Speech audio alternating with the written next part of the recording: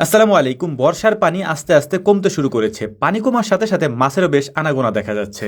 গত বছর আমরা যে জায়গায় কচু লাগিয়েছিলাম ওই জায়গাটাতে মূলত পানি জমে থাকে বর্ষার সময়, এ কারণেই ওখানে কচু লাগিয়েছিলাম আমরা। এখন যেহেতু পানি কমে যাচ্ছে তাই আমরা আগে থেকে একটা প্ল্যান করে রেখেছিলাম, আমাদের কচু ক্ষেতের মধ্যে যে পানি আছে এই পানির মধ্যে বেশ কিছু মাছ রয়েছে, এই মাছগুলিকে আমরা আগে থেকে আটকে দিব যাতে করে মাছগুলি বের হতে না পারে এবং পরবর্তীতে এই মাছগুলিকে যাতে আমরা ধরতে পারি। তো যেই চিন্তা সেই কাজ, সজীব মামা আর আমি চলে এসেছি আমাদের ওই কচু ক্ষেতের এখানে। আমাদের যা যা লাগবে সমস্ত কিছু আমরা নিয়ে এসেছি। এখন এই জায়গাটাকে আমরা বাদ দিয়ে আটকে দেবো। এখানে মূলত আমরা নেট দিয়ে আটকে দেবো যাতে করে মাছগুলি না যেতে আসতে পারে। পানি টানার সাথে সাথে নেটের মধ্যে দিয়ে পানিটা যেন বের হয়ে যায়। তো প্রথমে আমাদেরকে যে কাজটা করতে হবে সেটা হচ্ছে, যে জায়গা দিয়ে আমরা নেটটা টানাবো ওই জায়গাটাকে সুন্দর করে পরিষ্কার করতে হবে, অর্থাৎ নিচে যদি কোনো ময়লা আবর্জনা থাকে সেটাকে পরিষ্কার করে তারপর ওখানে নেট পাতিয়ে দিতে হবে আমাদেরকে। আলহামদুলিল্লাহ পরিষ্কার করার কাজটা আমাদের হয়ে গিয়েছে। এখন আমরা যে কাজটা করব সেটা হচ্ছে, এই জায়গাগুলির মধ্যে আমরা বাঁশের কিছু খুঁটি গেড়ে দেবো, যে খুঁটির সাথে আমরা আমাদের নেটটাকে টেনে বাঁধতে পারি। বাঁশগুলি গেড়ে দেওয়ার পর আমরা নেটটা টানিয়ে নেবো। এখানে সুন্দর করে নেটটাকে টানিয়ে নিয়ে তারপর বাঁধতে হবে, কারণ সুন্দর করে যদি আমরা না বাঁধি তাহলে এটা খুলে যেতে পারে। আমরা একটু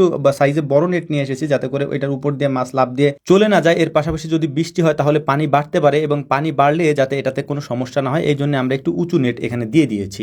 এখানে হয়তো আহামরি তেমন কোনো মাছ থাকবে না বা হবে না, তারপরে এবার আমরা দেখার চেষ্টা করব যে এখানে মাছ থাকে কিনা, অর্থাৎ এভাবে যদি মাছ থাকে পরবর্তীতে আমরা এই টাইমে এখানে মাছ ছেড়ে দিতে পারি, বা এখানে যে কয়েকদিন পর্যন্ত পানি থাকে ওই কয়েকদিন এখানে আমরা মাছ চাষও করতে পারি। তো যাই হোক, আলহামদুলিল্লাহ দেখতে দেখতে আমাদের নেটটা টানানো হয়ে গিয়েছে। এখন এই নেটের নিচে অর্থাৎ পানির নিচে আমরা মাটি দিয়ে দিব যাতে করে এখান দিয়ে মাছ যাতায়াত করতে না পারে, মানে ফাঁকা না থাকে। তো সে কাজটাও আমরা করে নিচ্ছিলাম। এই কাজগুলি করার পর আমাদের আরেকটা কাজ এখানে করতে হবে, সেটা হচ্ছে যে যেহেতু আমরা কচুর এই খেতে আসছি এখান থেকে আমাদের লতিগুলি উঠিয়ে নিয়ে যেতে হবে। বেশ কয়েকদিন যাবত আমরা এখান থেকে লতি উঠাতে আসি না, কারণ যেহেতু পানি হয়ে গিয়েছে তাই পানির মধ্যে নেমে এই লতিগুলিকে আমাদেরকে উঠাতে হয়। এর পাশাপাশি আজকে আমরা কিছু কচু এখান থেকে নিয়ে যাব। আলহামদুলিল্লাহ কচুগুলি বেশ বড় হয়েছে, মানে খাওয়ার উপযুক্ত হয়েছে, তাই আমরা বেশ কয়েকটা কচু আজকে উঠাই নিয়ে যাব। এগুলা খেতে বেশ সুস্বাদু এবং এতে গলা ধরে না, অর্থাৎ গলার মধ্যে চুলকানি হয় না, এবং এই যে কচুর লতিগুলি আছে এগুলি খেতে দারুণ সুস্বাদু। প্রতি সপ্তাহে যদি লতিগুলি উঠানো হয় তাহলে অনেক লতি এখান থেকে উঠানো যায়, আর যদি আমরা না উঠাই সেক্ষেত্রে লতিগুলি নষ্ট হয়ে যায়, বা এগুলো হচ্ছে যে কচুর যে গাছ হয় এই গাছের মতো হয়ে যায় আর কি। তো কচুর লতিগুলি উঠানোর পর আমরা বেশ কয়েকটা বড় বড় সাইজের কচু উঠিয়ে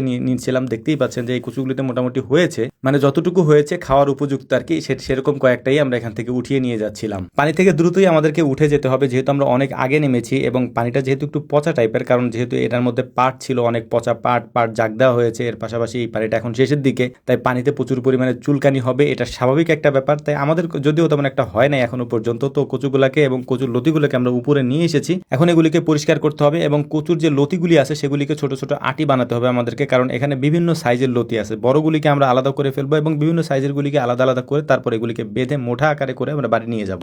আজকে আবারও একটা গুরুত্বপূর্ণ কথা আপনাদেরকে বলে দিচ্ছি, সেটা হচ্ছে যে আমাদের কমেন্ট বক্সে যে নাম্বারটা দেওয়া থাকে, অর্থাৎ ভিডিওর কমেন্টে যে নাম্বারটা দেওয়া থাকে ওই নাম্বারে ফোন দিয়ে যারা ঘি এবং মশলা অর্ডার করেছেন বা এখনো করছেন তাদের কাছে অনুরোধ থাকবে আমাদেরকে একটু সময় দিবেন। যেহেতু এখন রোদ্রের পরিমাণ একটু কম, যে কারণেই হচ্ছে এগুলোকে শুকাতে আমাদের একটু সময় লাগে, আর একেবারে মচমচা করে শুকায় যদি আমরা না ভাঙাতে পারি সেক্ষেত্রে জিনিসটা ভালো হয় না। আর ঘির ব্যাপারটা তো আপনারা জানেনই যে আমাদের কাছে ঘির পরিমাণ খুবই কম, যে কারণে আমরা সময় নিয়ে আস্তে আস্তে করে আপনাদেরকে দেওয়ার চেষ্টা করি। তো যাই হোক, আমাদের সব কাজও শেষ হয়ে গিয়েছে। আমাদের জন্য দোয়া করবেন, আল্লাহ তাআলা যেন আমাদের ব্যবসায় বারাকা দান করেন। আসসালামু আলাইকুম ওয়া রাহমাতুল্লাহ।